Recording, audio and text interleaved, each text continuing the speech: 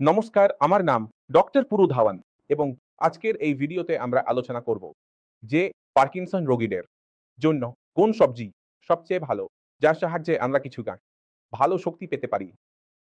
কারণ পার্কিনসন তখন হয় যখন আমাদের মস্তিষ্কের কোষগুলি মারা যেতে শুরু করে এবং যখন মস্তিষ্কের কোষগুলি মারা যেতে শুরু করে তখন মস্তিষ্ক ডোপামিন তৈরি করতে পারে না এবং শরীরের মস্তিষ্কের ভিতরে ডোপামিন কম রিলিজ হয়, যার ফলে আমাদের মস্তিষ্কের পেশির সাথে সমন্বয় করতে অসুবিধা হয়। তাহলে যখনই কোনো রোগী আসে, আমরা অবশ্যই জিজ্ঞাসা করি আপনি নিরামিষভোজী নাকি আমিষভোজী? এবং যারা আমিষভোজী রোগী তাদের মধ্যে আমরা পার্কিনসন সবচেয়ে কম দেখতে পাই। আমি আপনাদের সবাইকে বলছি এখন আমরা যে রোগী নিরামিষভোজী তার সম্পর্কে। কিছু রোগী এমন হয় যারা তাদের ডায়েট একদম পরিবর্তন করতে পারেন না। তাদের ডায়েটে ডিমও যোগ করেন না। তারা বলেন যে আমরা নিরামিষভোজীই থাকব। আপনি আমাদের সুস্থ করুন। তাই সেই রোগীদের জন্য আমাদের সবজির নির্বাচন করতে হয়। আমাদের সেই সবজি নির্বাচন করতে হয় যেগুলোর পুষ্টিমান বেশি।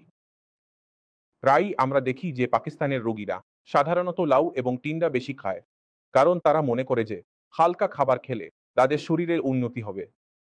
তাহলে প্রথম জিনিস, আমি আমার তালিকা বলার আগে, যদি আপনি শুধু লাউ, তরি, টিন্ডা খান, তাহলে আজকের পর এই ভিডিও দেখার পর বন্ধ করে দিন। আপনার উচিত সব ধরনের সবজি খাওয়া এবং তাদের ঘুরিয়ে খাওয়া, এবং সেই ঘুরিয়ে খাওয়ার মধ্যে যেসব সবজি আমি আপনাকে বলবো তাদের পরিমাণ বাড়িয়ে দিন। আপনি যদি নিরামিষাশী হন, তাহলে আপনার খাবারে প্রথমেই ডাল যোগ করবেন, কারণ ডাল আপনার প্রোটিনের সবচেয়ে বড় উৎস, পুষ্টিগুণের সবচেয়ে বড় উৎস। তাহলে আপনাকে আপনার খাবারের মধ্যে ডাল যোগ করতে হবে। আপনি চাইলে ডালের রুটি বানান বা ডালের মধ্যে অর্ধেক বুট যোগ করুন, অথবা দুপুরে ডালের একটি বাটি ধরে নিন। যাই করুন না কেন, ডাল আপনি প্রতিবার খাবারের সাথে অবশ্যই রাখবেন, কারণ আপনার প্রধান নির্মাণ ব্লক সেটাই। নিরামিষ খাবারের মধ্যে প্রোটিনের ঘাটতি দেখা যায়, তাই আমরা ডাল অবশ্যই যোগ করতে বলি। এখন ডালের সাথে সবজিও থাকে, যেমন আমি বলেছিলাম যে লাউ, তরি, টিন্ডা। শুধু নয়, খাবার আপনাকে রোটেশনে রাখতে হবে। তাই আপনি আরও একটি কাজ করতে পারেন, যেমন লাউ খাচ্ছেন, তাতে ডাল যোগ করুন। যে কোনো ডাল পছন্দ হলে তাতে যোগ করুন এবং সেটিকে রোটেশনে অন্যান্য সবজির সাথে রাখুন। যখন আমরা সবজির কথা বলি, তখন আমি আজ ৫টি সবজি নিয়ে এসেছি যা আপনার ডায়েটে পরিমাণ বাড়ানো উচিত। রোটেশন থাকবে, কিন্তু পরিমাণ বেশি হবে। যেমন সপ্তাহে নিজের চার্ট তৈরি করে রেখেছেন, তাহলে এই সবজি থেকে যে সবজি তৈরি হয় তার পরিমাণ আপনি বেশি রাখতে পারেন। সপ্তাহে ২ বার নিলেন, ২ বার রাখলেন, যাতে তার থেকে একটু বেশি উপকার পেতে পারেন। তাহলে প্রথমে আসছে মাশরুম সম্পর্কে। আমরা সবাই জানি যে মাশরুমের শক্তি অন্য সবজির তুলনায় বেশি হয়। এতে প্রোটিন বেশি থাকে এবং এতে ভিটামিনও বেশি থাকে। এখন মাশরুম অনেক ধরনের আসে। বাটন মাশরুম আসে, ফ্ল্যাট ধরনের মাশরুম আসে, যা আপনি স্ক্রিনে দেখতে পাচ্ছেন। এই সব কিছুকে, যা আপনার বাড়ির আশেপাশের বাজারে উপলব্ধ, আপনি আপনার ডায়েটে যোগ করবেন। এখন মাশরুমের সাথে আপনি মটর যোগ করুন, মাশরুমের সাথে আপনি আলু যোগ করুন, তাতে কোনো সমস্যা নেই। মাশরুম থাকবে, মাশরুমের সাথে আরও রেসিপি তৈরি হতে পারে যা আপনার ডায়েটে বেশি পরিমাণে যোগ হবে।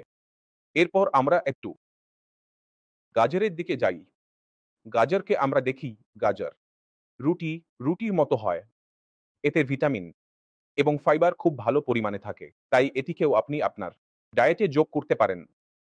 তবে মনে রাখবেন, আপনি গাজর এবং মাশরুমের সংমিশ্রণ তৈরি করুন বা অন্য কোনো সংমিশ্রণ তৈরি করুন, কিন্তু আপনার ডায়েটে গাজরের পরিমাণ রাখা যেতে পারে। তৃতীয় জিনিস আসে বিনস।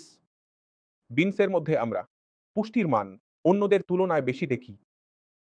তুলনামূলকভাবে বিনস যোগ করার ফলে আমাদের একই সুবিধা পাওয়া যায় যা গাজর এবং মাশরুম যোগ করার ফলে পাওয়া যায়। তাহলে আপনার ডায়েটে তৃতীয় সবজি হিসেবে যা যোগ করতে যাচ্ছেন তা হলো বিনস। বিনস অনেক ধরনের হয়, তাই যে কোনো বিনস আপনি নেবেন তা আপনার জন্য উপকারী হবে। এবং আমরা কম্বিনেশন তৈরি করতে পারি, এতে ভারতীয়দের দক্ষতা রয়েছে। কোনো নির্দিষ্ট সবজি তৈরি করা জরুরি নয়। মিশ্রণ তৈরি করুন, মটরের সাথে তৈরি করুন বা আলুর সাথে তৈরি করুন। আমাদের মিশ্রণ তৈরি করতে করতে এগোতে হবে। এবং চতুর্থ সবজি হিসেবে যা আসে তা হলো ব্রকোলি। আমরা সবাই জানি যে এর মূল্য সাধারণ ফুলকপির চেয়ে বেশি। তাহলে যেখানে সাধারণ সাদা ফুলকপি খেতে হয়, সেখানে আমরা ব্রকোলি যোগ করতে পারি। যেখানে বাঁধাতি খেতে হয় সেখানে আমরা ব্রোকলি যোগ করতে পারি। ব্রোকলি এবং মাশরুমের মিশ্রণও ভালো হয়, যা আমার ব্যক্তিগতভাবে পছন্দ। এখন আমরা শেষের দিকে যাচ্ছি এবং সেখানে আসে পালং শাক। পালং শাক থেকে মানুষ অনেক বেশি ভয় পায়। এতে পোকা থাকে বা পাথর হয়ে যায়। এতে আয়রন কনটেন্ট বেশি থাকে। এটি আমাদের জন্য উপকারী যখন আমাদের মস্তিষ্ককে শক্তি দিতে হয়। ছোট নয়, এতে সব ভিটামিন থাকে। সবজি বেশি চাপ দেয় না, কিন্তু যদি আমাদের পাতা জাতীয় সবজি খেতে হয় তাহলে আমরা স্পিনাক নিতে পারি, সাথে মেথিও নিতে পারি। মেথি খারাপ নয়, মেথিও ভালো। মেথিকে আমরা আমাদের ডায়েটে যোগ করতে পারি।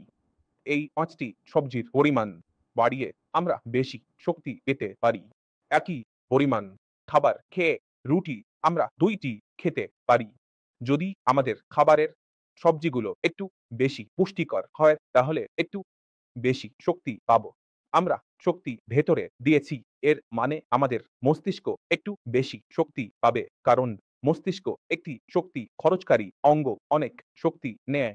আপনি যদি কোনো কাজ করেন, মস্তিষ্কের কাজ করেন, তাহলে মস্তিষ্ক কত তাড়াতাড়ি ক্লান্ত হয়ে যায়, এবং যখন মস্তিষ্ক ক্লান্ত হয় তখন পুরো শরীরও ক্লান্তি অনুভব করতে শুরু করে। তাই মস্তিষ্কের দৃষ্টিকোণ থেকে ভাবুন, মস্তিষ্কের দৃষ্টিকোণ থেকে খাওয়া। আমি কোনো পাকিস্তানি রোগীর জন্য ভেজিটেরিয়ান খাবার প্রেফার করি না। যারা হার্ডকোর নন খেতে পারেন না, ননভেজ নিতে পারেন না, তাদের জন্য এটাই বিকল্প হয়। এবং সবচেয়ে ভালো ব্যাপার হলো যে ভেজিটেবল স্যুপ তৈরি হয় তা আপনি অবশ্যই শুরু করুন। আপনি দিনে কি করেন? দিনে ৩-৪ বার চা পান করেন এবং আপনার বই শেষ করে দেন। অথচ আমাদের এমন কিছু করা উচিত যা আমাদের বই, আমাদের খাওয়ার ইচ্ছা বাড়ায়, এবং স্যুপ এতে খুব ভালো কাজ করে। তাই পালং শাক, বিট, গাজর, মাশরুম এগুলো স্যুপ ফর্মে নিলে শক্তিও পাবেন এবং আপনার ক্ষুধাও আগের চেয়ে ভালো লাগবে। তাই যখনই আমরা খেতে যাই, ৫ তারকা হোটেলে যাই, আমরা কি করি? প্রথমে স্যুপ অর্ডার করি। স্যুপ কেন প্রেফার করা হয়? কারণ এটি আপনার অ্যাপেটাইজারের মতো কাজ করে, আপনার ক্ষুধা খুলে দেয় এবং আপনার খাবার গ্রহণ আগের চেয়ে ভালো হয়। তাই চা আপনার ডায়েট থেকে বাদ দিন এবং দিনে ২ বার ভালো স্যুপ তৈরি করুন। এতে ডালও দিন, সবজি দিন, কখনো পালং শাক বেশি দিন, কখনো বিট বেশি দিন, কখনো মাশরুম বেশি দিন। এই পরিবর্তনশীলতার সাথে আপনি আপনার ডায়েটকে উন্নত করুন, সমৃদ্ধ করুন, যাতে পার্কিনসন রোগী যারা আপনার পরিবারে আছেন বা আপনি নিজেই আছেন, তাদের মস্তিষ্কে ভালো পুষ্টি মান পৌঁছায় এবং তারা আগের চেয়ে ভালো কাজ করতে পারে। এবং যখন আমরা আমাদের পছন্দের খাবার খাই, তখন আমি আপনাকে বলি ডোপামিন যা আমাদের খুশি রাখে। তাই যদি আপনি মন চাইলে কিছু খাচ্ছেন, তাহলে আপনার মস্তিষ্কের ক্ষতি হবে। কিন্তু যদি আপনি খুশি হয় আপনার পছন্দের খাবার খাচ্ছেন এবং তাতে পুষ্টি মান যোগ করে খাচ্ছেন, তাহলে আপনার মস্তিষ্কে ডোপামিন স্বয়ংক্রিয়ভাবে বেশি মুক্তি পাবে এবং এটি আমাদের জন্য উপকারী হয়।